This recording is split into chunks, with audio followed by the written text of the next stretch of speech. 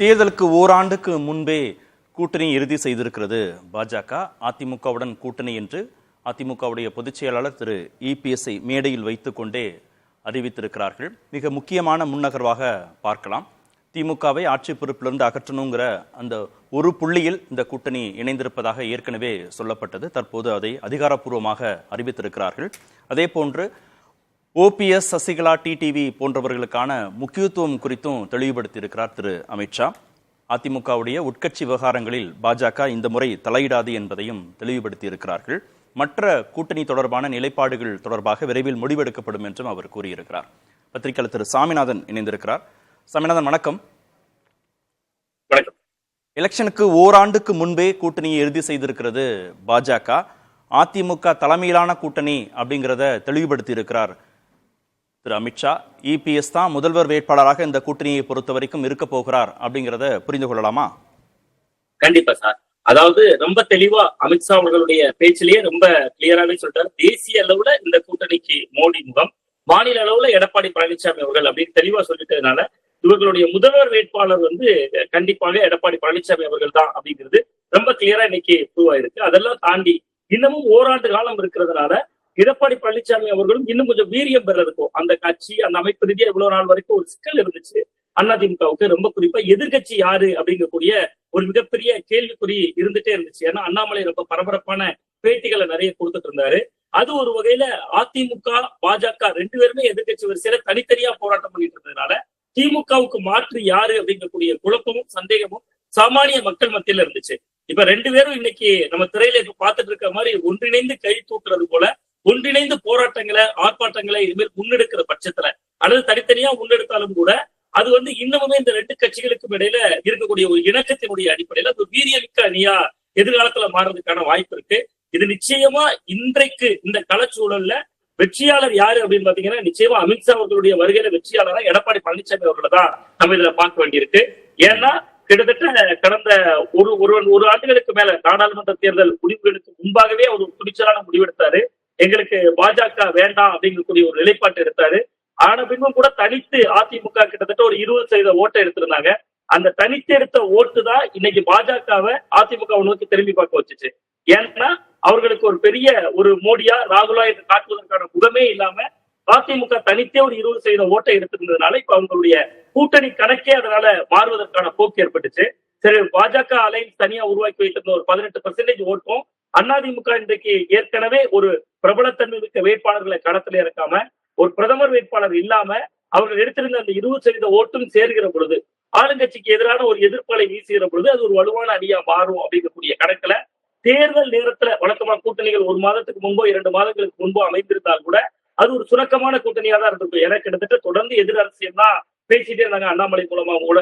ஆனா இப்ப ஓராண்டு காலம் இருக்கு அப்படிங்கிறதுனால இன்னொன்னு பாஜகவினுடைய தலைவர் பதவிக்கும் அதிமுகவில் இருந்து பிரிந்து சென்ற முன்னாள் அமைச்சர் நயனா நாகேந்திரன் அவர்கள் வந்திருக்கிறதுனாலையும் இந்த அணிக்குள்ளே ஒரு இணக்கம் உருவாகும். அந்த இணக்கம் உண்மையிலேயே ஒரு தேர்தல் களத்தை சுவாரஸ்யத்தை நோக்கி நகர்த்தக்கூடிய ஒரு இடத்துக்கு நகர்த்தும் அப்படிங்கிறதான் இன்றைக்கு நடந்த நிகழ்வை நம்ம கவனிக்க வேண்டியது.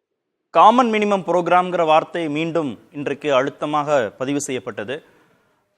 திமுகவும் பாஜகவும் கூட்டணி வைத்துக் கொண்டிருந்த அந்த சமயத்துல இந்த காமன் மினிமம் புரோகிராமுக்கு திமுக தலைவர் திரு கருணாநிதி முக்கியத்துவம் கொடுத்தார். பொதுவாக பாஜகவுடைய கொள்கைகள் அனைத்திற்குமான முன்னெடுப்புகளை அவங்க செய்யக்கூடாது இந்த கூட்டணியில இருக்கிற நிலையில அப்படிங்கிறதா அந்த முக்கியமான வலியுறுத்தல். தற்போது அதிமுக பாஜக கூட்டணிலையும் அது பேசப்படுகிற போது அது இந்த கூட்டணிக்கு கொஞ்சம் வசதியா இருக்குமா? அதிமுகவுக்கு தமிழ்நாட்டுல கொஞ்சம் வசதியாக இருக்குமா? நிச்சயமா ஒரு குறைந்தபட்ச செயல் திட்டம் வகுக்கப்படுறப்ப அதிமுக நாங்க எங்களுடைய மாநில நலன் என்ன கடந்து முடிந்த நாடாளுமன்ற தேர்தலே அவங்க மாநில நலன் அப்படிங்கிற ஒரு நிலைப்பாட்டை எடுத்திருந்தாங்க. அதே மாதிரி அவர்களுக்கு அது ஒரு வசதியான சூழலை ஏற்படுத்தி. ஏன்னா 2 பேருக்கு இப்ப கொள்கை அடிப்படையில பெரிய முரண்கள் அப்படிங்கிறது கிரவுண்ட்ல இல்ல. ஆனா கட்சியினுடைய கொள்கை அடிப்படையில, சித்தாந்த அடிப்படையில முரண்கள் இருக்கு. ரொம்ப உதாரணமா வக்பு திருத்த மசோதாக்கு எதிராக வாக்களிக்கிறாங்க. அதே நேரத்துல அவர்களோடு சேர்த்து கூட்டணியும் அமைக்கிறாங்க.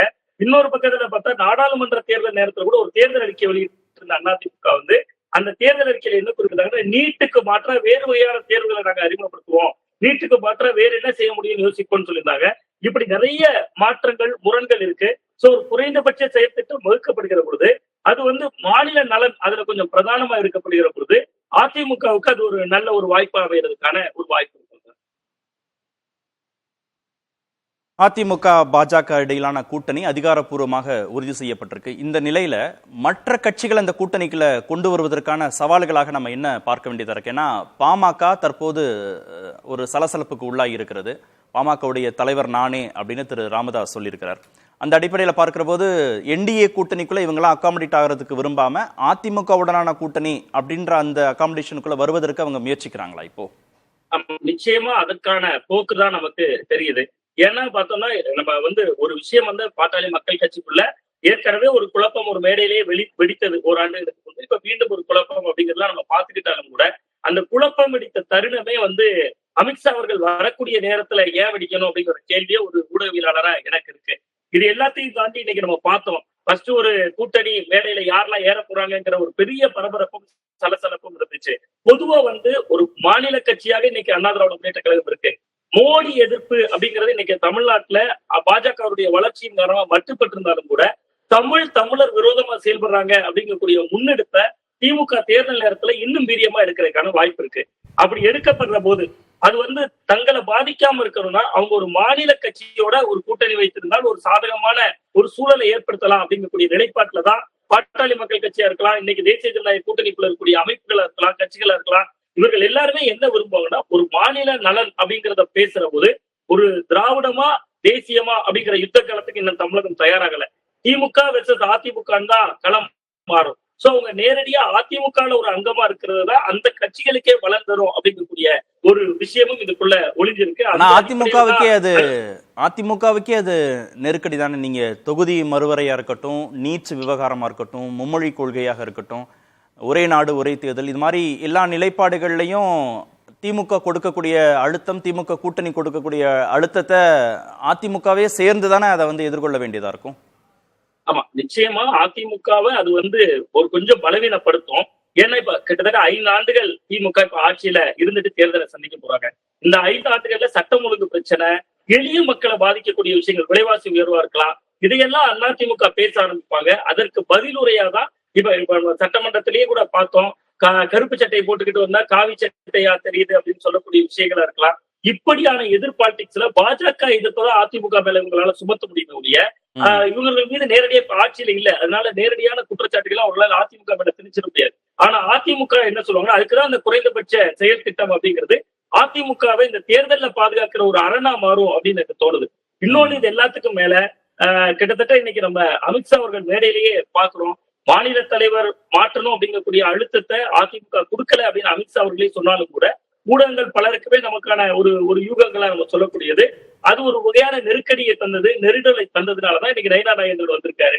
யாரெல்லாம் எடப்பாடி பழனிசாமி அவர்களுக்கு எதிராக அரசியல் செய்தாரோ இவ்வளவு பேரையும் சமாளித்தவர் தேர்தல் நேரத்துல வரக்கூடிய அந்த வார்த்தை பொருளையும் நிச்சயமா சமாளிப்பாரு அப்படிங்கறதான் இன்றைக்கு இருக்கக்கூடிய களச்சூழல்கள் எடப்பாடி பழனிசாமி அவர்களுக்கு சாதகமா இருக்கிறத புரிய வைக்கின்றார். சாதகம் அப்படின்னு நான் சொல்றது அவர் அதை எதிர்கொள்வதற்கான ஒரு ஆற்றலை பெற்றவரா தேர்தல் நெருக்கத்துல இருப்பாரு அப்படிங்கிறதா போட்டிருந்தாரு. ஆனா திரு அண்ணாமலையும் பக்கத்துல தானே அமர வச்சிருக்கிறார் திரு அமித்ஷா. அல்ல, அது ஒரு கட்சியினுடைய மாநில தலைவர். அந்த மாநில தலைவருக்கு இன்றைக்குதான் அவருடைய பதவி காலம் முடியுது. இதை கொஞ்சம் நுட்பமா நம்ம அணுகினால் கூட நயினா நாகேந்திரன் அவர்கள் விருப்ப மனு தாக்கல் செய்த போது அதை முன்மொழிந்த 10 பேருடைய பெயர் பட்டியல கூட அண்ணாமலை அவர்களுடைய பெயர் இருந்துச்சு. அண்ணாமலை அவர்கள் தமிழக பாஜகவுடைய வளர்ச்சிக்கு அடித்தளமா இருந்தாரு, நிறைய இளைஞர்களை திரட்டி இருந்தாரு. பட் ஒரு கட்சியினுடைய தேசிய தலைமை என்பது அந்த கட்சியினுடைய வளர்ச்சியை பார்க்க போகிறதா, அல்லது அந்த கட்சியினுடைய சட்டமன்ற உறுப்பினர்கள் எவ்வளவு பெறாங்க, நாடாளுமன்ற உறுப்பினர்கள் எவ்வளவு பெறாங்க என்பது வளர்ச்சியா, அல்லது ஓட்டு அடிப்படையில இப்ப சீமான் அவர்களை உதாரணமா சொல்லலாம். நம்ம ஆரம்ப காலத்துல 2% இருந்ததை இப்போ 8% உயர்த்துகிற அளவுக்கு அது வளர்ச்சி. படிப்படியாக அந்த இயக்கம் வளரும். ஆனால் சட்டமன்றத்துக்குள்ள போய் ரெப்ரசன்டேஷன் பண்ணும்போது அந்த பிரதிநிதித்துவம் கிடைக்கிற பொழுதுதான் ஒரு கட்சி மனம் முடியும். சோ அந்த இரண்டுக்கும் இடையில ஒரு இடைவெளி இருக்கு. இன்றைக்கு நடந்த இந்த சம்பவம் அண்ணாமலை அவர்கள் அருகில இருத்தப்பட்ட சம்பவமே கூட ஒரு விஷயம் என்ன தெளிவுபடுத்துதுன்னா, அண்ணாமலை அவர்கள் மேல ஒரு தலைமைக்கு ஒரு நம்பகத்தன்மை இருக்கு. அதே நேரத்துல அதிமுகவுக்காக அவரை இந்த கூட்டணியில இந்த நெருக்கடி நேரத்துல தேர்தல் நேரத்துல ஒரு மாநில தலைமையை மாற்றி இருக்கும். அண்ணாமலை மேல ஒரு சாஃப்ட் கார்னர் எங்களுக்கு இருக்கு அப்படிங்கறத உணர்த்திருக்காங்க. இன்னொன்னு அவர் அருகாமையில வச்சுக்கிறதுக்குள்ள இன்னொரு அரசியல் இருக்கு. அவர் மூலமாவே நயினா நாகேந்திரன் அவர்களுக்கு விருப்ப மனுவை கொடுக்க வைக்கிறதும் சரி, அவரே அதை முன்மொழிகிறதும் சரி, அமித்ஷா அவர்கள் பக்கத்துல அண்ணாமலை அவர்களே இருக்கிறதும் சரி, இது எல்லாமே இன்னைக்கு தமிழ்நாட்டுக்குள்ள அண்ணாமலை லாபி அப்படின்னு சொல்லக்கூடிய அளவுக்கு இளைஞர்கள் படை அவர் பின்னாடி தன்னெழுச்சியா திரண்டு இருக்கு. பெரிய அளவுல திரண்டு இருக்காங்க. நாம பார்க்கிறோம் நிறைய இளைஞர்கள் இன்னைக்கு அண்ணாமலைன்னு சொல்றதை பார்க்க முடியுது. அவர்களுக்கெல்லாம் ஒரு சமீட்சை, அண்ணாமலையே நாங்க நல்லா வச்சிருப்போம், அதுதான் அதுக்கான சமீட்சையை தவிர அதிமுகவினுடைய அழுத்தத்தால் அப்படிங்கிறத விட அதிமுகவுடைய கோரிக்கையால் மட்டும்தான் மாற்றப்பட்டிருப்பாரு அப்படிங்கிறத நான் யூகிக்கிறேன். அதாவது அண்ணாமலைக்காக பாஜகக்குள்ள வந்த இளைஞர்கள் அண்ணாமலை மாநில தலைவர் பொறுப்புல இல்ல அப்படின்னு வெளிக்காட்டுவதன் மூலமாக கட்சியிலிருந்து போயிடக்கூடாது, இல்ல பாஜக சார்பு நிலையிலிருந்து விலகிடக்கூடாதுன்னு உணர்த்துகிறதுக்காக செய்யறாங்களா? நிச்சயமாக நான் அப்படிதான் அதை யூகிக்கிறேன். ஏன்னா காரணம் என்னன்னா, அண்ணாமலை அவர்களுடைய வந்த காலம் என்று சொல்வது தமிழக அரசியல்ல உண்மையிலேயே ஒரு வெற்றிடம் இருந்த ஒரு காலம். ஜெயலலிதா அவர்களுடைய மறைவு, கருணாநிதி அவர்களுடைய மறைவு, அதற்கு பின்பு ஒரு திமுக ஆட்சி கட்டில வருது, எடப்பாடி பழனிசாமி அவர்கள் எதிர்கட்சி தலைவராகிறாரு. இந்த முகங்களுக்கு மத்தியில ஒரு இளைஞர் முகமா அண்ணாமலை வருகிற பொழுது, அண்ணாமலை அவர்களுடைய பின்னாடி தன்னெழுச்சியா ஒரு பெரிய இளைஞர்கள் கூட்டம் வருது.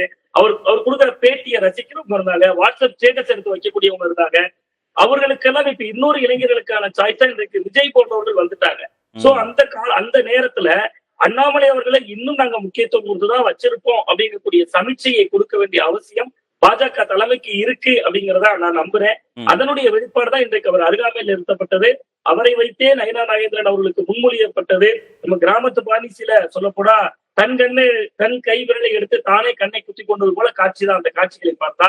இருந்தாலும் அது இளைஞர்களுக்கு கொடுக்கப்பட்ட, அண்ணாமலை அவர்களை பின்பற்றக்கூடியவர்களுக்கு கொடுக்கப்பட்ட, அண்ணாமலைக்கு முக்கியத்துவம் கொடுக்கப்படும் என்பதற்கான ஒரு சமீட்சை. தொடர்ந்து பேசுவோம், இணைப்பிலே இருங்க, நம்ம தொடர்ந்து பேசுவோம். அதிமுக பாஜக கூட்டணி அதிகாரப்பூர்வமாக உறுதியாக இருக்கிறது. மத்திய உள்துறை அமைச்சர் திரு அமித்ஷா, அதிமுகவுடைய பொதுச் செயலாளர் திரு இபிஎஸ் இருவரும் இபிஎஸ் வீட்டில் இன்னும் சற்று நேரத்தில் தேநீர் விருந்துக்காக சந்திக்க இருக்கிறாங்க.